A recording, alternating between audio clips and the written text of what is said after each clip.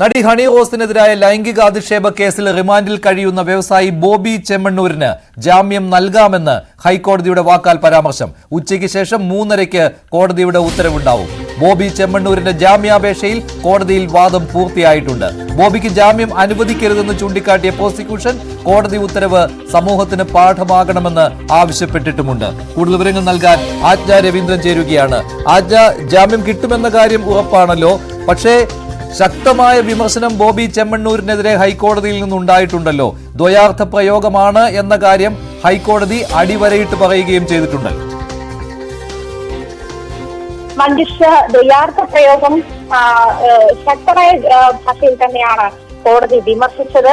ദ്വയാർത്ഥ പ്രയോഗം ഇല്ല എന്ന പ്രോസിക്യൂഷന്റെ വാദത്തിന് അതല്ലല്ലോ, അത്തരത്തിലല്ലല്ലോ, ദ്വയാർത്ഥ പ്രയോഗം ഉണ്ടല്ലോ എന്നുള്ള തരത്തിൽ തന്നെ ചൂണ്ടിക്കാണിക്കുന്ന ഒരു സാഹചര്യത്തിലേക്ക് തന്നെയാണ് കോടതി പോയത്. മാത്രമല്ല, ഇത് സോഷ്യൽ മീഡിയകളിൽ ആർക്കും എന്തും പറയാമെന്നുള്ള തരത്തിലേക്ക് മാറിയിരിക്കുന്നു എന്നുള്ള പ്രോസിക്യൂഷൻ ചൂണ്ടിക്കാണിക്കുന്ന ഒരു സാഹചര്യം കൂടി ഉണ്ടായി. എന്തായാലും വലിയ വിമർശനമാണ് ബോബി ചെമ്മണ്ണൂരിനെതിരെ കോടതി ഉന്നയിച്ചത്. മാത്രമല്ല, ബോബി ചെമ്മണ്ണൂർ ഇനിമേലിൽ ഇത്തരത്തിൽ സോഷ്യൽ മീഡിയ കമന്റുകൾ ഇടാതെയും സോഷ്യൽ മീഡിയയിലൂടെ ഇത്തരം പരാമർശങ്ങൾ നടത്താതെയും ഇരിക്കുന്ന സാഹചര്യം ഉണ്ടാകണം.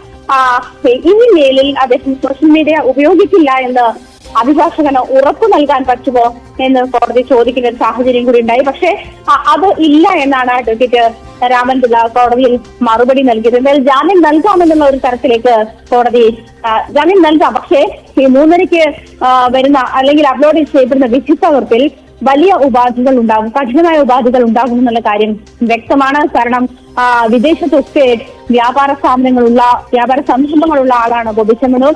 അവിടേക്ക് കടന്നു പോകാം. അങ്ങനത്തെ ഒരു സാഹചര്യത്തിൽ കേസിലെ പിന്നീട് തുടർ നടപടികൾ ഉണ്ടാവുകയാണെങ്കിൽ അതിനെ ബാധിക്കുമെന്നും പ്രോസിക്യൂഷൻ കോടതിയിൽ ചൂണ്ടിക്കാട്ടിയിട്ടുണ്ട്.